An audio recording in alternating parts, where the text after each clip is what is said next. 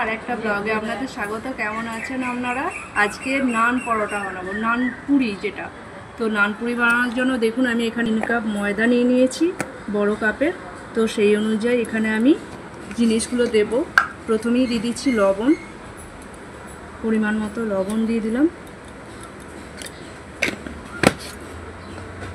তারপরে যেটা ভাইটাল সেটা হচ্ছে এই যে চিনি। আমি স্বাদ মতো লবণ দিয়েছি আর চিনিটা 2 চামচ মতো দিয়ে দিচ্ছি। চিনিটা একটু মিষ্টি ভাবটা আনবে, তবে ভালো লাগবে।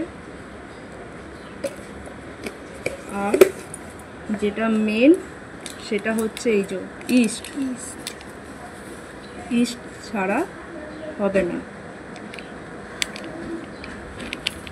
ইস্ট এখানে আমি 3 কাপের বেশি ময়দা আছে, প্রায় এখানে আপনার 400 গ্রামের মতো ময়দা, তাই এখানে আমি 1.5 চামচ ইস্ট, চা চামচে 1.5 চামচ ইস্ট দেব।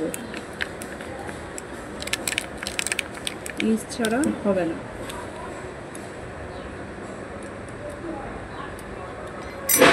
এরপর যেটা সেটা হচ্ছে এই যে দুধ। এখানে আমি লিকুইড দুধ ব্যবহার করেছি, আপনারা চাইলে গুঁড়ো দুধও ব্যবহার করতে পারেন। এবার এগুলো সব ভালো করে মিশিয়ে নেব।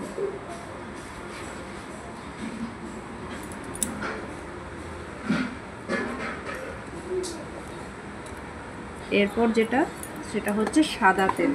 এর মধ্যে ময়ম হিসাবে আমি একটু সাদা তেল দিয়ে দেবো।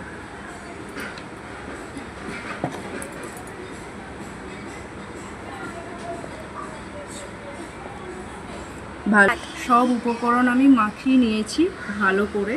এবার আমি এই ঈষৎ উষ্ণ দুধটা এর মধ্যে একটু একটু করে দিয়ে দেবো।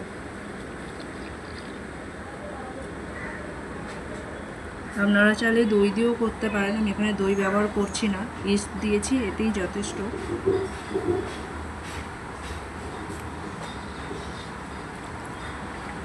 দুধটা পুরো দিয়ে দিলাম। এরপর যেটা ব্যবহার করব জল, কিন্তু জলটাও হালকা গরম, ওটাও ঠান্ডা জল আমি ব্যবহার করব।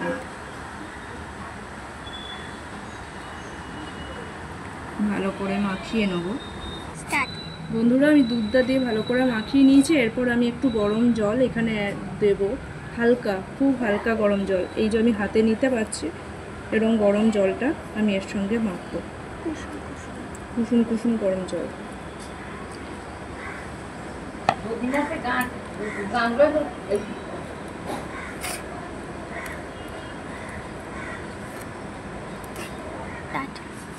এই যে বন্ধুরা খুব সুন্দর করে মাখা হয়ে গেছে। এবার এটাকে আমি 3 ঘন্টার জন্য রেস্টিংয়ে রেখে দেবো। খুব ভালো করে, না নরম না শক্ত, কোনো একদম মিডিয়াম মেখেছি। এটা এবার 3 ঘন্টার জন্য আমি রেস্টে রেখে দেবো। এই যে বন্ধুরা এটা খুব ভালো করে মাখা হয়ে গেছে।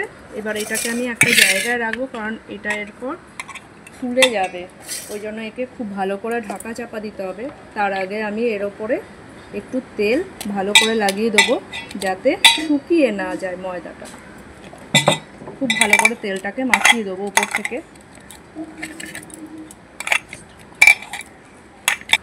হয়ে গেছে, এবার একে আমি ঢাকা দিয়ে দেবো ভালো করে। 3 ঘন্টা একে ঢাকা দিয়ে রাখবো। 3 ঘন্টার পর আমি দেখাচ্ছি করে। 3 ঘন্টা হয়ে গেছে। 3 ঘন্টার পর দেখুন কতটা ফুলে উঠেছে ময়দাটা। এটাকে এবার এরকম হাতে করে আর একবার মেখে নেব। ময়দাটা প্রচুর ফুলে গেছে, ফেটে গেছে।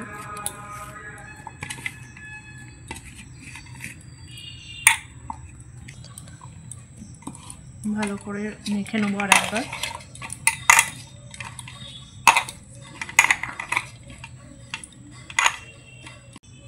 দেখুন বন্ধুরা ডোটা খুব সুন্দরভাবে তৈরি হয়ে গেছে আমার।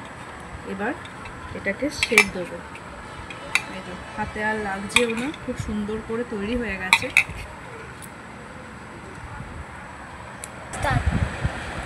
এই যে এবার এটা লেচি কেটে নেবো।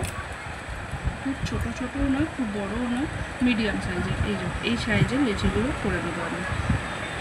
ডোগুলো আমার তৈরি করা হয়ে গেছে। এবার চাকতি বেল্লাটায় তেল মাখিয়ে নেব। দিয়ে তেল দিয়ে সব বেলবো,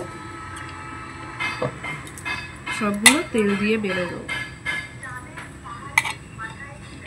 খুব পাতলা করবো না, একটু মোটা রাখতে হবে।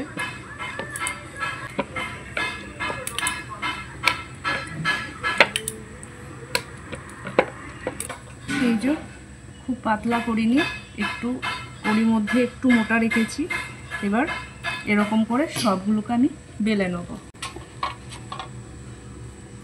এই যে বন্ধুরা, আমি কড়াইয়ে তেল চাপিয়ে দিয়েছি, খুব ভালো করে তেলটা গরম করে নিতে হবে। আর এখানে আমি বেলে রেখে দিয়েছি সবগুলো।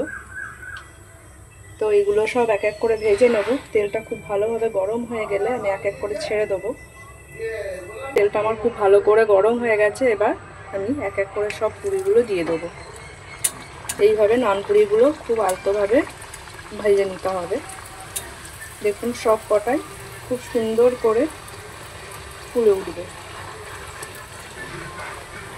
যা হয়ে গেছে, এবার এটা আমি তুলে নেব।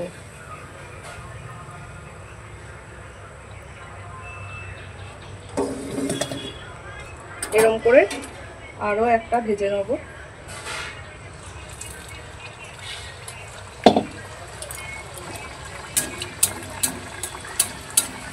গ্যাসের ফ্লেমটা খুব হাই করবেন না, মিডিয়ামে রেখে পুরিগুলোকে ভেজে নিতে হবে। সে আরও সবগুলো ভেজে আপনাদের পরে দেখাচ্ছি। দেখুন বন্ধুরা, কি সুন্দরভাবে পুরিটা ফুলে উঠেছে। বেশি ভাজবো না, খুব কম আছে, মিডিয়াম, একদম মিডিয়াম, লো করে রেখেছি আমি। এখন লো আছে, এটাকে ভেজে নেব।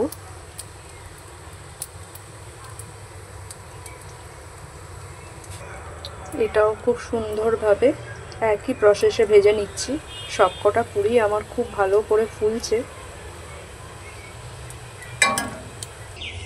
তো রেডি আমার নান পুরি। তো বন্ধুরা, আজকে রেসিপিটা কেমন লাগলো অবশ্যই আমাকে কমেন্টের মাধ্যমে জানাবেন। দেখুন কতটা নরম হয়েছে, কতটা সফট, ভীষণই নরম হয়েছে, একবারে হাতের মুঠোয় চলে আসছে, এতটাই নরম। তো আপনারাও ঠিক এই প্রসেসেই এই নান পুরিগুলো বানিয়ে নেবেন। তো যাই হোক বন্ধুরা, আজকের এই রেসিপিটা কেমন লাগলো অবশ্যই আমাকে কমেন্টের মাধ্যমে জানাবেন। আপনারা ভালো থাকবেন, সুস্থ থাকবেন। দেখা হবে পরের একটা ভিডিওতে। নমস্কার বন্ধুরা, আসি।